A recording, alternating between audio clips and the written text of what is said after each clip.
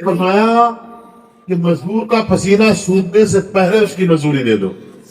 یہ کسی مذہب کے بانی نے کہا ہے کہ اس مذہب کا نام اسلام ہے. نظام عدل کی، انصاف کی، نظام عدل کی خوشبو تلاش ہی کر لی میرے رسول نے مزدور کے پسینے میں، اور ڈبونا جس نے بھی چاہا وہ خود ہی ڈوب گیا. ڈبونا جس نے، آپ تاریخ اٹھائیں تو آپ کے سمجھ میں آئے گا کہ ستم بڑھتا ہے جب حد سے، ستم بڑھتا ہے جب حد سے اکثر بیٹھ جاتا ہے. خدا کی مار پڑتے ہی ستمگر بیٹھ جاتا ہے. کیا بات ہے. ستم بڑھتا ہے جب حد سے تو اکثر بیٹھ جاتا ہے. خدا کی مار پڑتے ہی ستمگر بیٹھ جاتا ہے. کبھی نمرود کے بھیجے میں مچھر بیٹھ جاتا ہے. فرعون کو لے کر سمندر بیٹھ جاتا ہے. کیا بات ہے ماشاء اللہ. اور ہماری کہ ہم اپنے عزم کے زیور نکال لیتے ہیں. کیا کہنے. جب اڑنا ہوتا ہے تو پر نکال لیتے ہیں. اپنے عزم کے زیور نکال لیتے ہیں. جب اڑنا ہوتا ہے تو پر نکال لیتے ہیں. ارے تمہاری رسیاں جادو سے سانپ باندھتی ہیں. کیا کہنے. تمہاری رسیاں جادو سے سانپ باندھتی ہیں. ہم اپنی لاٹھی سے اجگر نکال لیتے ہیں.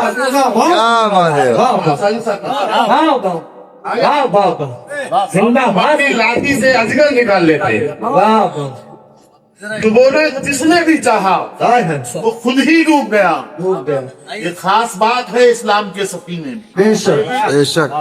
ہمیں یہ ایک جہنم کی محفل ہے. ان محفلوں کا مقصد کیا ہے؟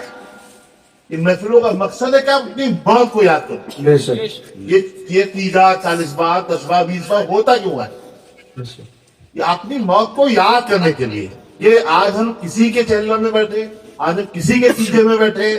آج ہم ایک شاعر نے کہا ہے کہ میں پڑھ رہا تھا ازاں قبر پر، مان یہ دل میں خیال آیا، پڑھے گا کوئی اسی طرح سے قبر پہ میری اذان آ کر.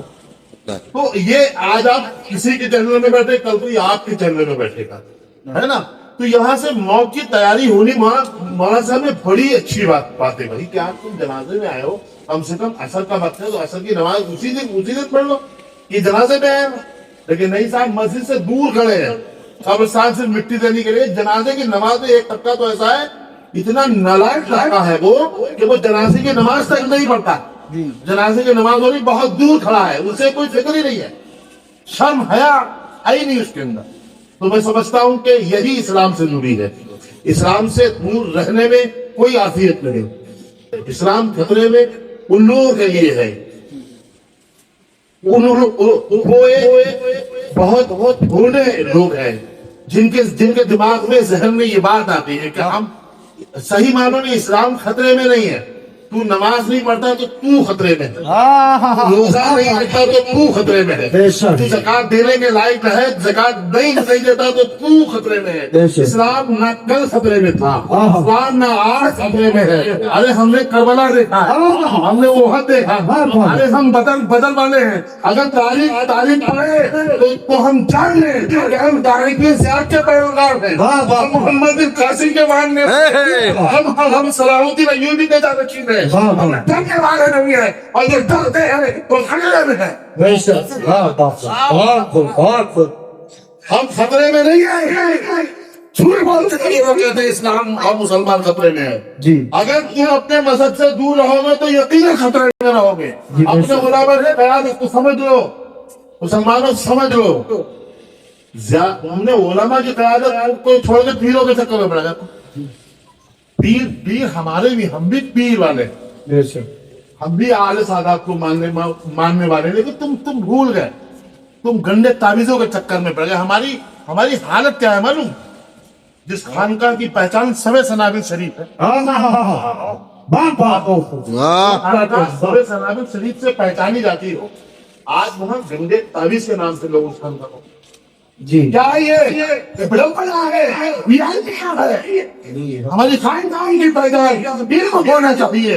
मुस्तफा करीम सल्लल्लाहु अलैहि वसल्लम के दीन की पारसाई नहीं होनी चाहिए। कोई डंडा नहीं है, कोई तारीफ नहीं, तू नमाज पढ़ेगा, ये सबसे बड़ा नहीं।